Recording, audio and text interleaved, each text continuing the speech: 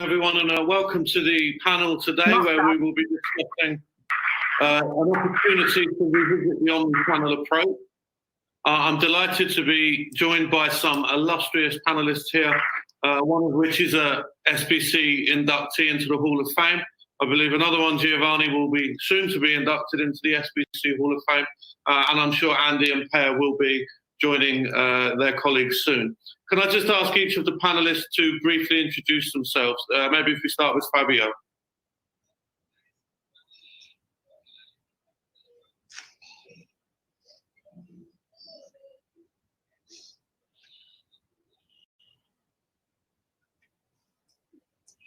Okay, I think we may have an issue with Fabio. Is Giovanni available? Yeah. It's me. I'm here by the phone. Sorry, getting some troubles, but try to fix it. So here. Hi, yeah, sorry. Could we just, Fabio, brief introduction, please. Sorry.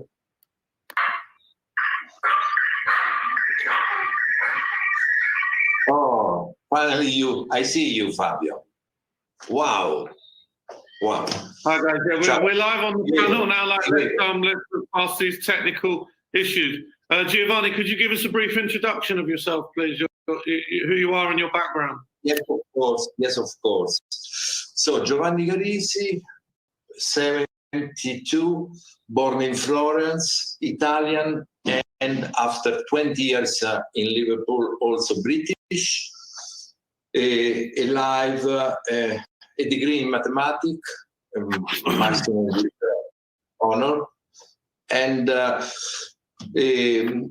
all the life with the mathematical models, both in mathematics, econometrics, IT environments, Central Bank of Italy, where many years ago I saved lira, and then 38 years of experience in this industry in various areas, but betting, gaming, etc.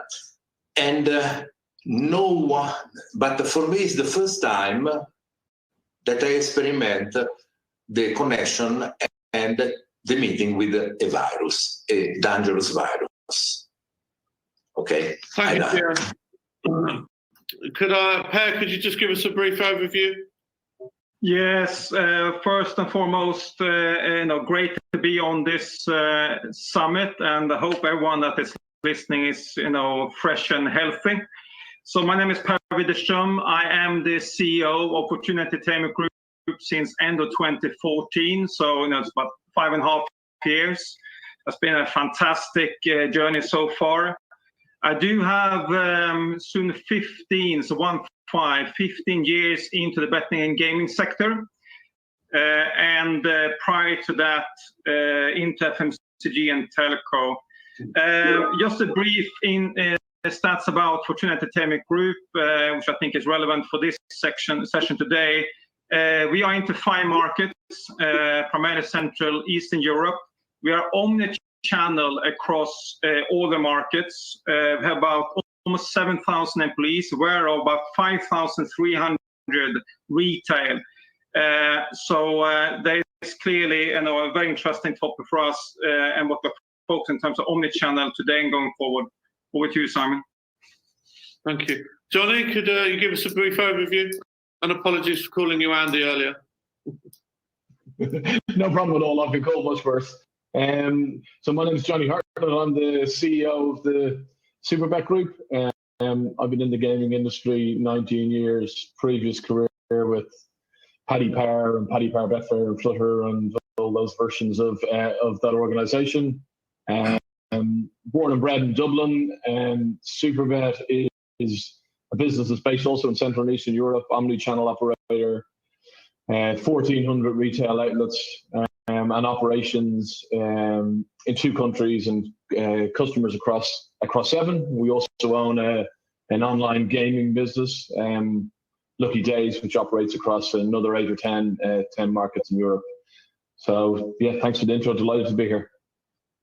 Fabio, I think you're with us and everything's working now. So yeah, now it's working. Thank you. We're a technology company, but technology sometimes when it has to work, doesn't work.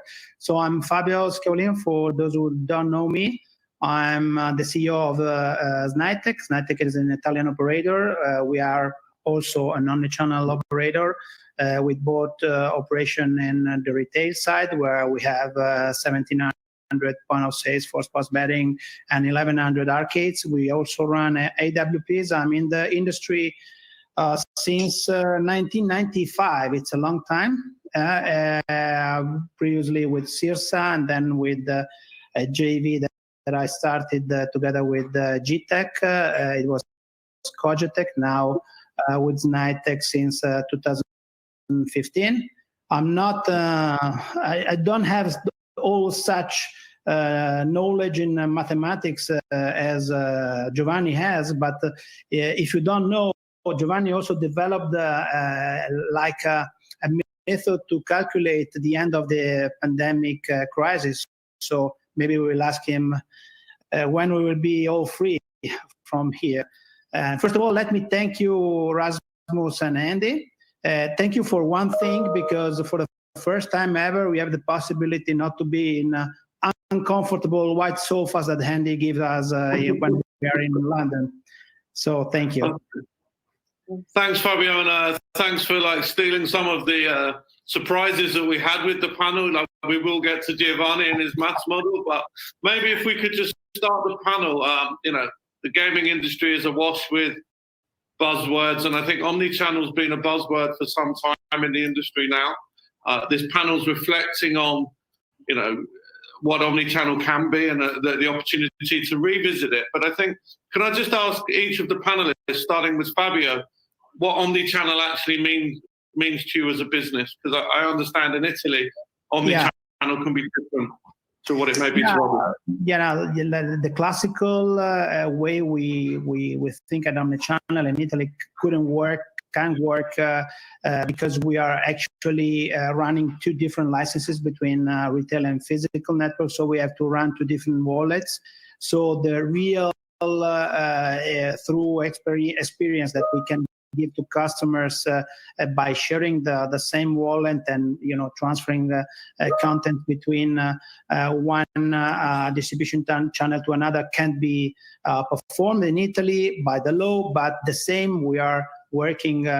We've been working during the last few years to align the experience, the customer experience, the player journey of the retail players in order to bring them on the online space. We know that characteristic of the acquisition coming from the retail relies us with better ARPU and lower churn rate and the possibility to share also contents. I'm thinking, for example, to casino contents and VLT contents that can be played in continuity. It's a real experience. But given this specific crisis now, and given the fact that we are forced to stay home, and also our players have to stay home, we are trying to get them involved in the online in many ways that maybe we're about to talk in a while. Cheers, Fabio. Maybe we can come to Per now, because I know omni-channel is at the heart of what you guys do, as you said earlier. Yeah. Thanks, Simon. Omni-channel for Fortuna Entertainment Group is very much core of our go-to-market strategy, and is very explicit also in terms of our overall vision for the group. And there's no rocket science here, but what it truly means for us, if you see from a customer experience perspective, we do want to have and aim for a seamless customer experience, of course, across the channels. And for us, what it means is that obviously when it comes to the brand communication, try to be as consistent as we can. Try to be as consistent as we can also when it comes to the product offering, when the regulation so allows us. Clearly, and we see that across all our 5 markets, we have a common wallet across all our 5 markets. Hugely important, also dependent on the maturity level in terms of the retail to online conversion.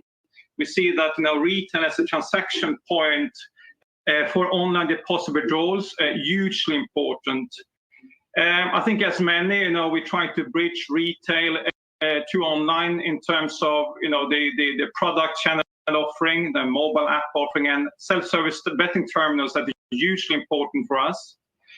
For us, also, Omni-Channel is very specific and very explicit when it comes to how we measure our business and how we measure ourselves as an organization.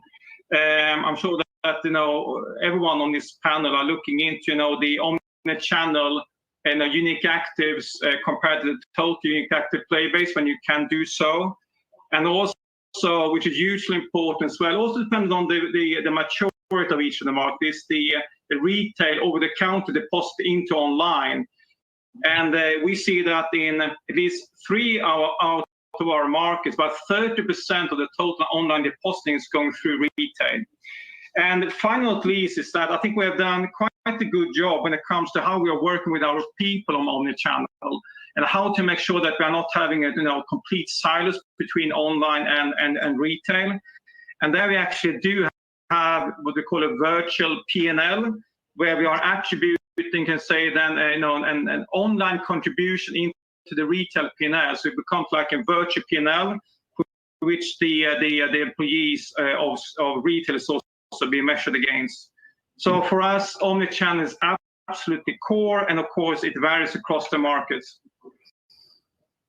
Perfect. Can I ask Johnny to give Superbet's view on this? Yeah, so Omni-Channel or multi-channel, as we call it, Superbet, not unlike Pair, is pretty core to our strategy. I think across many of the markets in Central and Eastern Europe in particular, well, and Southern Europe actually, cash is still an important part of how people transact in the region. And I think the most successful players in all of those markets, unsurprisingly, have a retail element to it. I think the core for us has always been, how can we convert our retail players to online to the extent that they want to use online? We don't oversell it or overpush it in the shops, but the objective for us is capturing the share of our retail customers' wallet if and when they do move online, and we can do that through loyalty cards, through SSBTs, or through in-shop marketing. I mean, the core of the Superbet strategy has always been about online growth. And ultimately, the direction of travel in the industry as a whole means the big growth opportunity is there, but we're still heavily invested in retail across the countries in which we operate, and that's likely to be there for the foreseeable future, given the dependence on retail deposits for online business, which is in the same region as Per highlighted earlier. So I think it's slightly different to maybe the UK or Northern Europe in terms of multi-channel. I think it's here to stay for Central, Eastern, and Southern Europe for many years to come. Thank you, Johnny. Giovanni, what's Omni-Channel mean to Stanleybet? But, after I've seen that Omni-Channel means something different for everybody, I will add another difference, because Omni-Channel is obviously has a different meanings from the business in itself, the company in itself. Meaning that, having activity and betting activity in all Europe, starting from Denmark and finishing to Cyprus, and having had to deal with a different law, different government, a different regulator, everybody saying something different. Basically, everybody saying that shops has to close. And so we tried to use as much possible the online channel, now speaking Omni-Channel for the shops, the online channel in that places where we have an activity online, like Belgium, Denmark, Italy, but not, for example, for Cyprus or Croatia.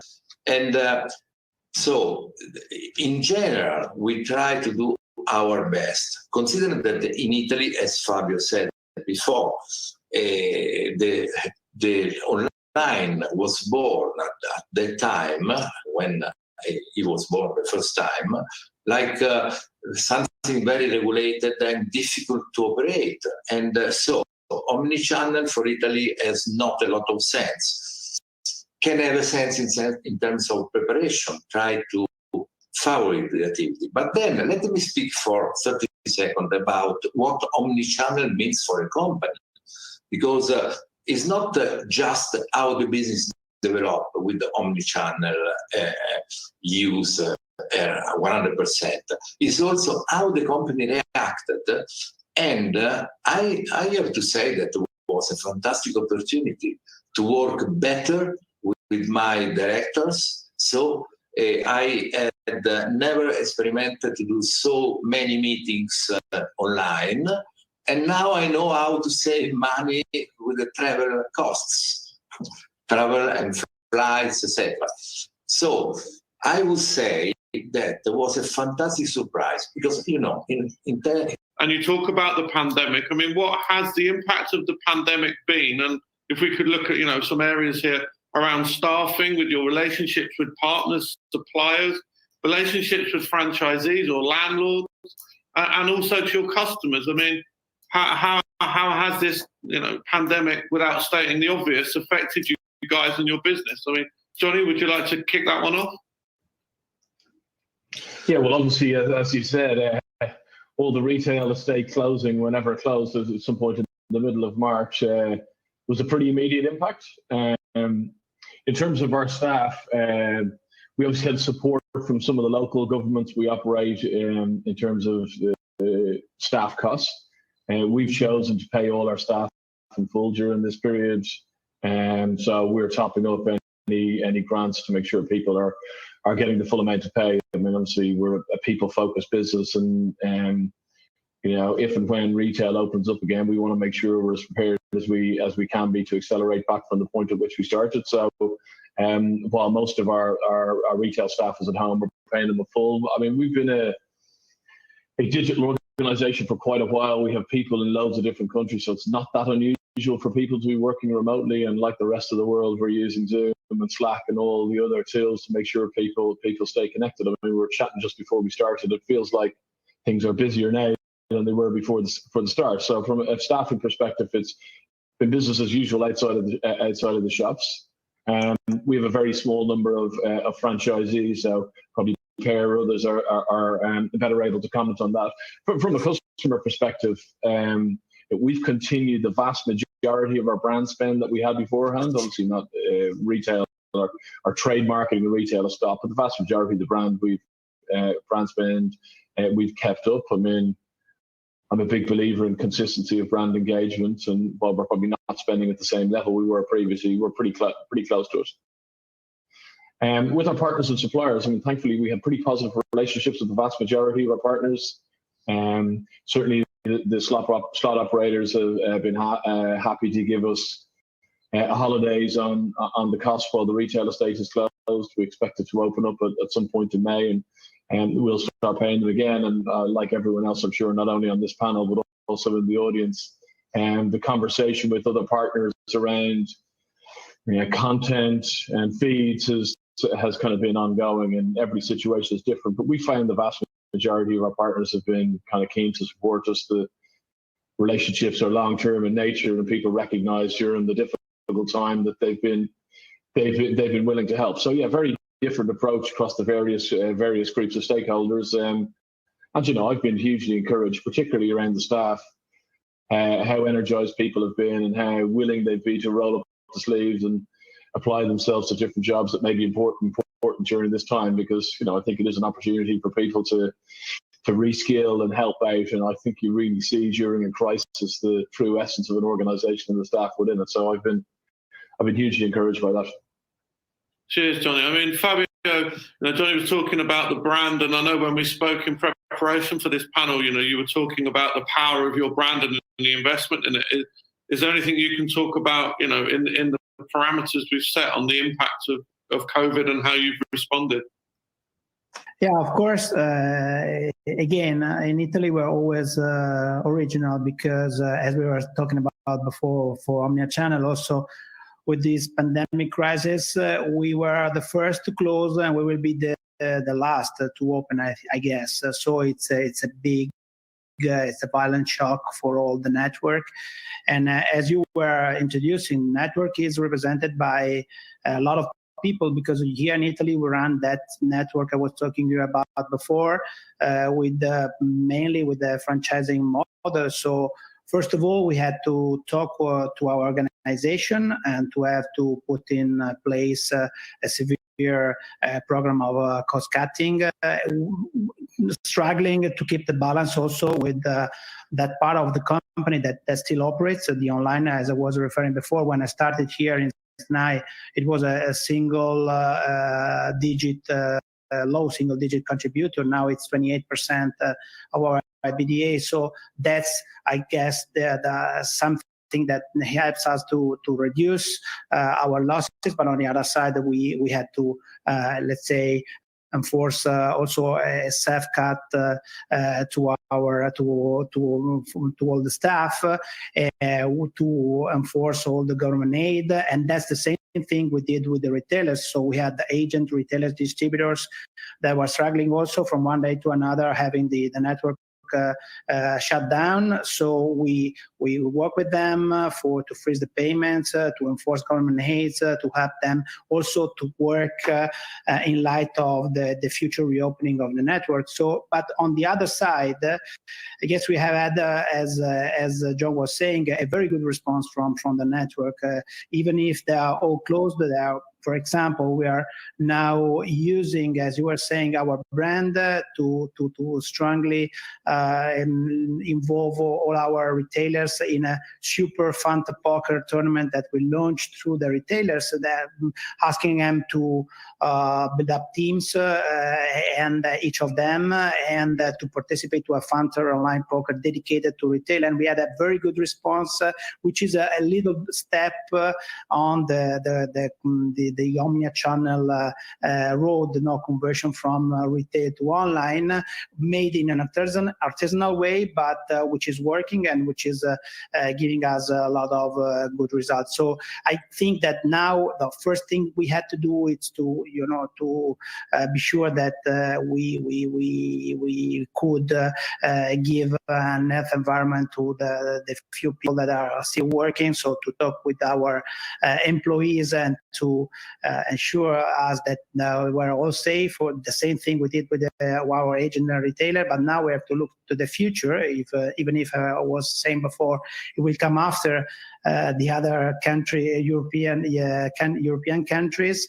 It's a tough time, but I think it's a time that is giving us a possibility to change, to evolve, to create new ideas, to develop new ideas, and to be better and to have better performance for the future.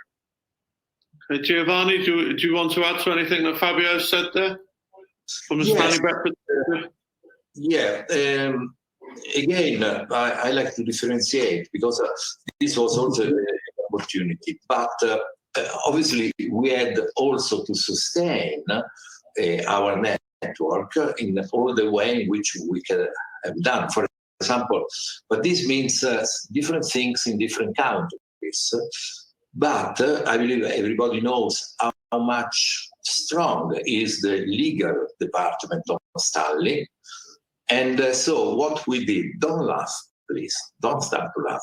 What we did, we started to become advisors of our shops from Cyprus to Belgium, now the contrary, to Malta. Yesterday was at 0 cases. So as my model had forecasted, Malta is the first one to come out. The second will be Italy on 7th of May, but this is as much as possible in legal terms, legal, regulatory,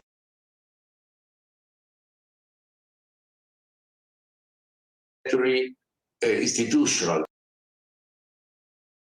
I feel very strong that we will come out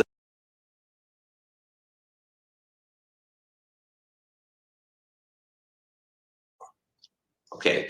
So, and we gave this dignity to our shop. So they feel strong. They believe that they will be stronger at the reopening. Would you like to add anything? I think the panel has mentioned, I think, the key points I have, but just to recap from a Fortune Entertainment Group perspective, obviously, what was top of mind, I think, for us, and I think for all of us, was the protection of the business and, of course, the health of our employees. We have been, I say, rather ready when it comes to going digital, work from home. But I can tell you, the COVID-19 situation really implied a crash course across the 5 markets and almost 1,500 employees to engage, of course, in real time. I think also what we had to do, I think it was someone else alluding to that, how to make sure we could, protect, optimize the cash in the short term. But a lot of work has gone also to when it comes to sourcing protective equipment to our employees. Be it now, just before the lockdown happened, to make sure that we provided protective, being masks, being, when it comes to sanitizers for hands and so on and so on, to make sure we offer that to our, shops or the retail staff, as well as when it comes to our headquarters. And this is absolutely fundamental, when we are now planning for, resuming our operation at point of sale, so in the offices, that, we need to make sure we are absolutely top notch when it comes to protective equipment. And as a matter of fact, I think that helped us in one of the markets to open, actually being the first one to open, that was in Czech Republic.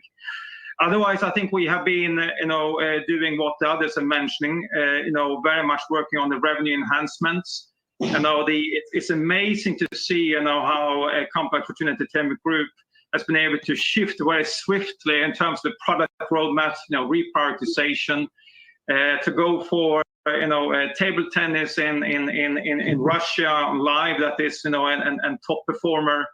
I think there's some great football games in Belarus. But clearly, we as others have been to look for, holiday or rental holidays across our 5 markets, and also being very selective when it comes to the cash investments we do at this point in time. So that we have, of course, taken a very close look at. Being in 5 markets, I think, has been quite an experience, is to do our utmost, but very difficult to be on top of, what the authorities in each of the states are going to offer in terms of state subsidies. And as we have 5 markets to deal with, it has been very fluid, and I think we're getting to grip now in terms of what we will be benefiting from and not. The stress test we did, I'm sure everyone did that, was to not take into account any subsidies that goes on top. But we see some of that support now coming through, in particular in some of the markets. Otherwise, now we have, out of the 3,300 betting shops we have across 5 markets, we in fact now have about 250 reopened, half of that being in JVs, in Czech Republic in particular, also now in Slovakia. And we are preparing for reopening in a phased approach dependent on each of the countries. But clearly, of course, is that when you have, as we have now, about 5,300 great retail staff employees now being at home, it's how do you communicate? How do you interact with them? And we have a way, obviously, that we can interact with them online. We do that. And of course, with the rest of 1,300, which is in headquarters, we've been rather frequently having, we can say, group-wide live video sessions with almost 1,300, tapping in online like this on a weekly basis, which has been hugely important for us to keep up the engagement rates across the whole organization. Just on that, Per, I mean, I think we're going into a little bit of you talking about, your stress test and your product roadmap, and we've seen a lot about virtuals and esports, and I'm sure, we'll talk about that as a group. But I think if we look at the customer as a focus, companies and businesses look at customers maybe as a sports betting customer, a casino customer, and a high-bet customer. And, as much as table tennis can be a top performer and, Bangladeshi football could appeal to the masses in the absence of Serie A, How have you been promoting these? Maybe highlight a couple of these products that you've accelerated in the product roadmap, and also, how have you promoted these to the customers? And do you think you will be able to turn traditional sports betting customers into maybe hybrid customers as well? I mean, first and foremost, I think we have to continue with to act as responsible as we can when it comes to the activities of both CRM and from new acquisition or new customer acquisition perspective. So responsible gaming, obviously, hugely important for us. But I think that what we've had to do, as you mentioned, as I mentioned, is to accelerate some of the content provision when it comes to esports, when it comes to virtuals, and some of those very unique and new, I would say, football leagues. I think what we have seen, of course, when we have promoted the new content, the different content, which I'm sure everyone, the rest in the panel have seen as well, is that if we on a very high level, obviously when we have seen the unique active play base going down for obviously very clear reasons about sports content being so much weaker, we see that they call it now the solo or the single product vertical sportsbook players. We have had some success when it comes to cross-selling into obviously the more unique and new sportsbook content. Less so when it comes into pure gameplay in terms of online casino, but we do see an uptick. Where we do see a substantial uptick driven by also the acceleration of online casino content is in terms of the solo gaming players, including also, and I would say, a positive impact on the hybrid players that are playing, of course, across the product verticals. So I think that in a responsible way, we have been cross-selling, upselling towards the product verticals that we can still offer. And what we do see is that it looks so that the gaming, I think we would have expected that continue exceptionally well, but we are still not able to compensate, obviously, for their loss in terms of sportsbook content. Thank you, Per. I mean, maybe if we go to Giovanni, can you add anything to this? And just for the audience, I can't visually see you. I am seeing the questions coming in. I will ask the panelists at the end to answer any questions we have time for. But Giovanni, if you could add to, maybe cross-selling or your customer base or new products. I know you mentioned the virtual football product that you were. One of the aspects of this problem that we are facing is what we do with the employees. So what we did, sorry, I'm not responding, but I am responding. What we did was to exchange people. We are mainly technicians, so all sales force for load or something different but sustained. So we are engineering technician. So what we did, we took all the people for short-term activity that were not employed in that moment to long-term activity, which is our main activity now. Virtual products production and with the instruments of mathematical modeling and artificial intelligence. And this is the reason why I try to use this mean to produce a model of the behavior of the virus. This model was performed very well and is in line, my prevision is still in line with the end of the virus in Italy between 3 and 11 of May, the 7 being the more probably event, 7 of May. So what we did, we invested a lot on a new product that is named Falcon, that I am announcing now, basically, that is live on virtual products, something very new. And we are asking the customer to participate to that, meaning customer, meaning obviously the shop, because we are in in strong contact with the shop in this period. We were not giving opportunity to game because we couldn't.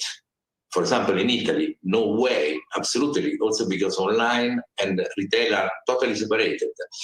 But what we did, hopes, dignity, sense of awareness to the brand, the red brand, and so we have we believe that we have giving a lot of good energies, not to work, unfortunately, also because we had not in our DNA online activities. Now we are more, probably more attentive on that.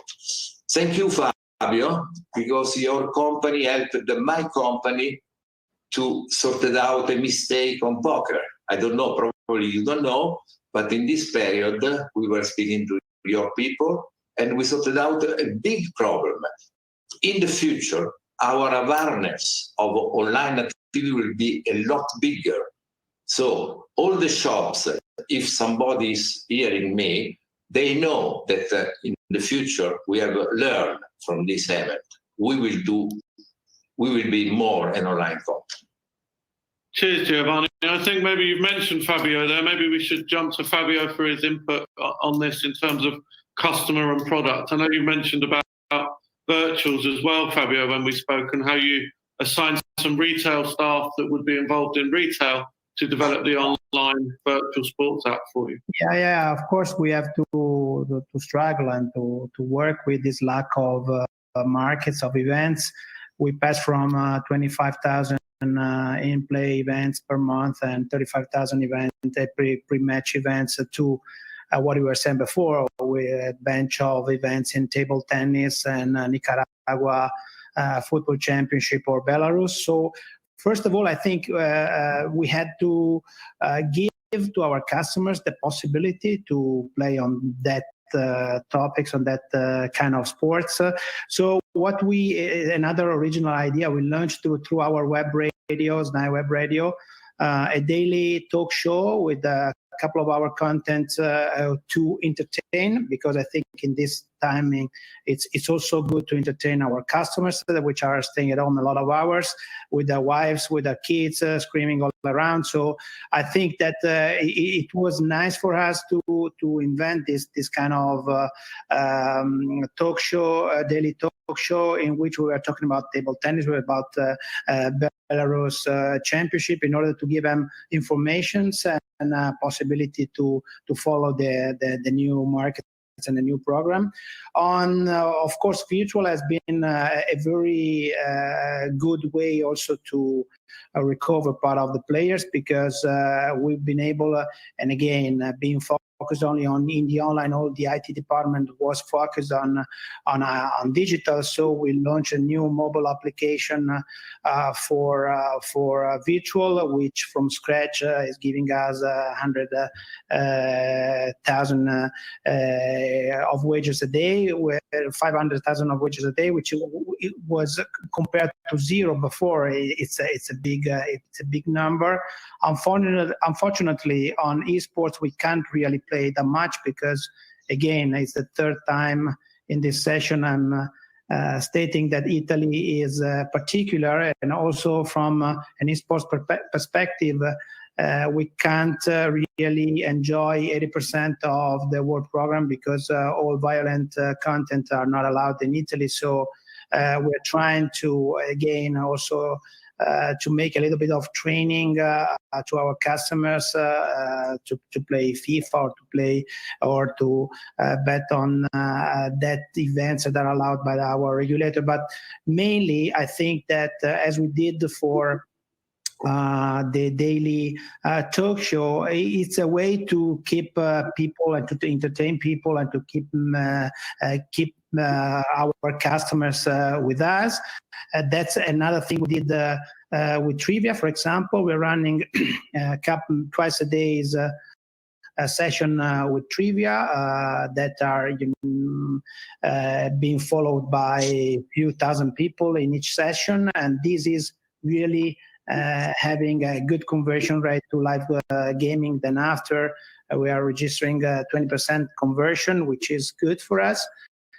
So we have to invent things every day. I think that product-wise, in times of lack of possibility to really play around all the markets we're used to do in our normal times, has also given us the possibility to better investigate, to better research and develop on verticals, which in normal times we're not paying any attention or less attention, because we have that huge flow incoming from the sports betting, us being, let's say, the recognized brand in sports betting in Italy. So it's a mistake we are doing, I think, in normal times, not to invest in other verticals. So this specific crisis is giving us the possibility to develop new things, and I think it will be useful for the future also.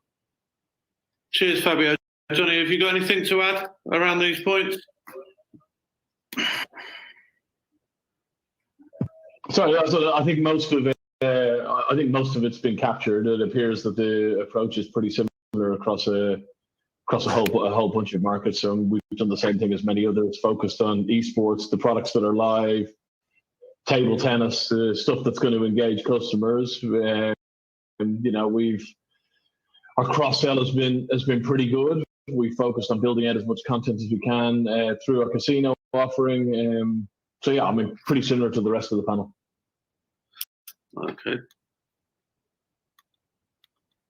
Okay, I was just looking at some of the questions coming in. I'm going to try and surmise most of the questions we've got due to time into kind of, without wishing to be rude, a soliloquy from myself. I mean, I suppose to the panelists, the questions I'm seeing is, maybe you could identify some key lessons that you've learned from this pandemic crisis that you will carry forward into your business. When retail does open, what does it look like to you? Because obviously there's going to be possible staking issues, will customers be as comfortable going into shops? You've mentioned obviously protection already. Giovanni, again, maybe you could talk about your model and if it's coming true. And final question is, as an industry, are we resilient to these possible future spikes of COVID-19? The second or third spikes that we hear spoken about. Do you think, the plans you put in place will make you resilient as a business to these? And if we could just answer those, and I'll just look at the other questions that have come in. Starting with you, Johnny, as you're on my screen now. Yeah. I mean, listen, I'll take the first one on lessons learned. It's probably not groundbreaking, and many will know it already, but I mean, I think it does highlight how resilient a business can be when it has diversity. And diversity can mean loads of things, right? So you're across multiple countries, a business that's across retail and online, a business that's multi-product. I mean, we've seen lots of the gaming and poker operators that have had pretty good numbers during the course of the crisis, and operators who are heavily exposed to retail or sports have suffered somewhat more. So I think there is a huge lesson about, diversity of your business and allows you to help avoid shocks, and that in my mind is being in multiple countries and having a reasonable split across sports betting and gaming. I know the online gaming business we own has had a pretty good period over the course of the last couple of weeks as people have migrated away from sports betting and have been migrated from retail to online. So the biggest lesson learned for me is having a diverse business will put you in a better position when unexpected shocks do come. Okay, Fabio. Anything about retail? I think with your retail network, it could be good to expand on how you think in Italy it could work. Exactly, I was about to say exactly that thing. I think that the big chance for us and for our network would be if new spikes of the COVID-19 came out again. I think the lesson mainly our retailers have taken from this crisis is that digital is not an enemy for retailers. digital could be an opportunity, an alternative vertical of revenues for the shops.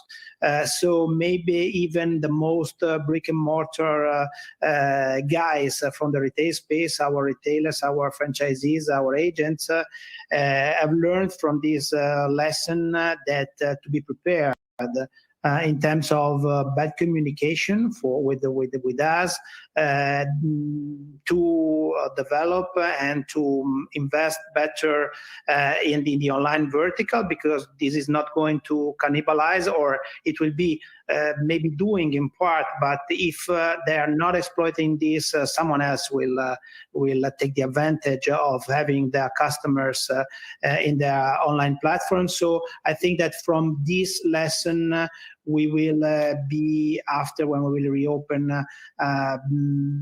there would be a better possibility for us to implement all the tools that are needed to better convert from retail space to digital, and to be prepared also for an evolution of this market. What we are doing with platforms, so with giving the customers the same experience from between retail and online. What we are forced to do now, for example, something we didn't mention, we will have now the problem to limit the people to get in the shop. So we will have problems in performing with in-play games, with live games, with virtual. So another cross experience, bringing the streaming to the devices of the players that can go to the shop and then watch the event on their personal devices, would be another step towards a perfect Omni-Channel, or a perfect experience that from the retail is going to digital. So I think that this market is resilient. I wasn't expecting, for example, to having with the full program, with the full markets, an average of 16, 17 million a month of GGR, to continue doing this with table tennis and Nicaragua football. But we are able to do this. We are very close to the average GGR we were doing in the first 2 months of the year. That means that also, in my case, together with the big support of the Playtech Group, with all the IT and BI, let's say, focused on making us or giving us the better solution for this timing, is a way to evolve. It's a way to be resilient and to find new opportunities to grow. Again, as I was saying before, even investigating more in that verticals which we consider minor, and that could also give very good results. Cheers, Fabio. I mean, Per, some of the questions coming in are about inside information when markets are going to open up. If you want to share that, fine, guys. But I think you may have some empirical evidence or some real evidence from, your shop reopenings in Czech Republic in terms of opening hours, customer footfall, and staking limits. Is there any early learning lessons that you could share with us, Per? Yeah. I mean, as you say, we are obviously now closely monitoring across the 5 markets, what would be the loosening of the potential restrictions across all our jurisdictions. And what we do see is that each jurisdiction is having a phased approach, and that's why we also need to understand when that becomes applicable for us. But take Czech Republic as an example, where we had the opportunity to reopen. As I mentioned, now we have about 150 shops, including also franchise in Czech Republic. The way we approached it is we have, in terms of opening hours, it's only half opening hours we normally have. So you can say it's a phased approach when it comes to opening hours. It is very much so that, as you would expect, that the information directions coming into the shop in terms of how to behave / not to behave, the importance of having obviously the sanitizers, the importance of having gloves, the importance of having also what we need to have, like an glass when it comes to between the over-the-counter cashier as well as the customer, even though it is not as it was before. And so I think we are rather encouraged with the early signals in Czech Republic, and we obviously very much now carefully looking into how we can, selectively expand, selectively open up in each jurisdiction when the regulation so allows us. Okay. Gio, I mean, just in closing, I'll give the final statement to you. Obviously, you had a maths model, which seems to be coming quite true. In terms of Stanleybet and going forward, do you have any possible predictions around second or third spikes? And are you resilient to that on your maths model? Yeah, I am resilient at 88%. This is the level of confidence of the model. And obviously, every model is based on assumptions. Now, the assumption is that the lockdown continues till end of May. Now, my model, in the context in which we are now, predict end of zero level of infection the 7th of May with the plus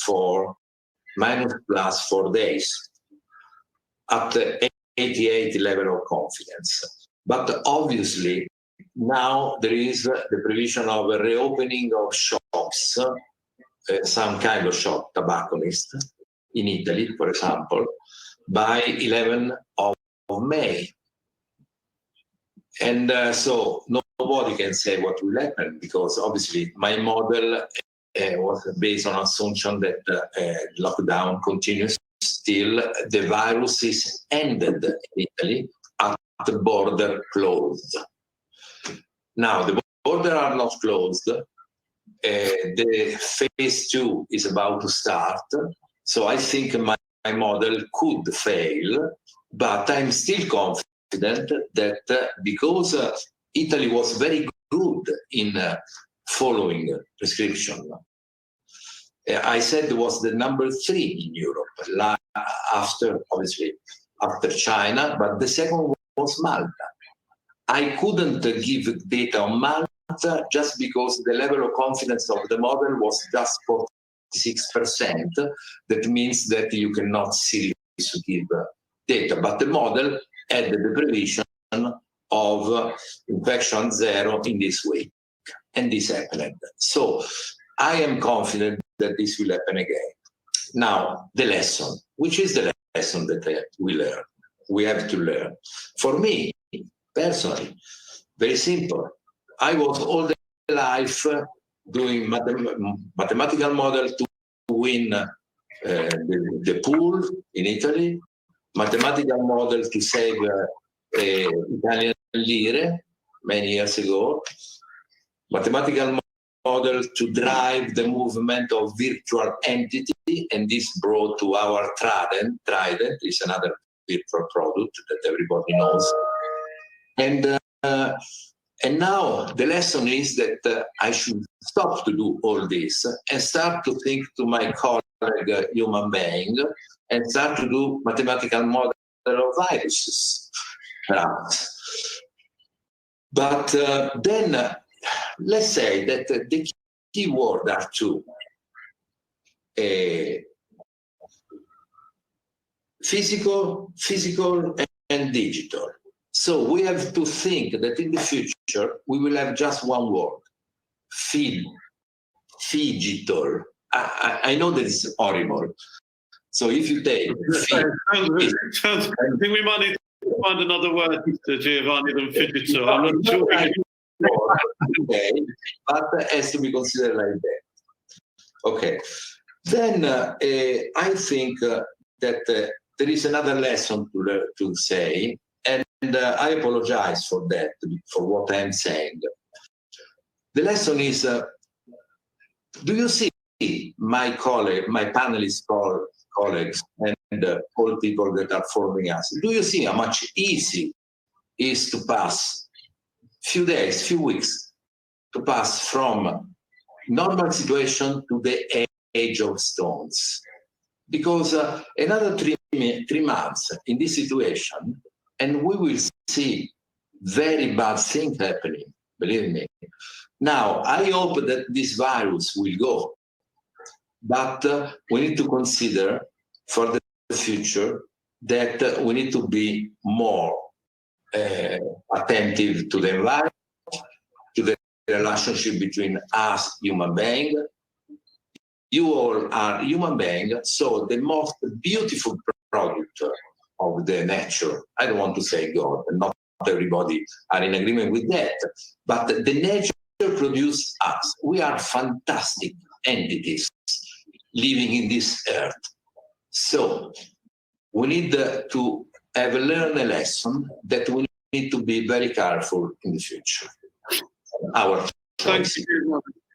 Thank you, Giovanni. I mean, I'll just take this opportunity to thank all the panelists. I think, you know, as a business, you've all shown resilience, and I'm sure the audience is very thankful for your insight. I think, you know, Andy McCarron's just typed to me, let's get digital is a key learning from this panel. I think we've addressed Omni-Channel. I think the way you guys have responded to it and how Omni-Channel means different things to everyone has come across. So I'd just like to take this opportunity to thank you for your time and sharing actually quite some in-depth data and knowledge with us, which I'm sure the audience will appreciate. Thank you. Thank you, Thank you, Simon. Simon. Thank you. Thank you to the wizard Giovanni.